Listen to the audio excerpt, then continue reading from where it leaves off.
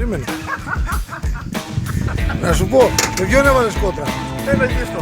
Ναι, τι γύφτο όμως? Γύφτο από εμάς. Βριώτη. Ναι, και, δηλαδή, Μου πήρε ρε φίλε στην πορεία. ναι, δηλαδή, Τι δηλαδή, μου πήρε με 500 ευρώ ναι. και τώρα θέλω να το φτιάξει, να το γαμίσει, να το βάλει τις άδικες. Και τι θα του πάρεις εσύ άμα τον νικήσεις? Την άδεια, το αυτοκίνητο. Και βάλατε κόντρα, αυτός τι αυτοκίνητο είχε? Ιδιώτα. Και εσύ τι έχεις?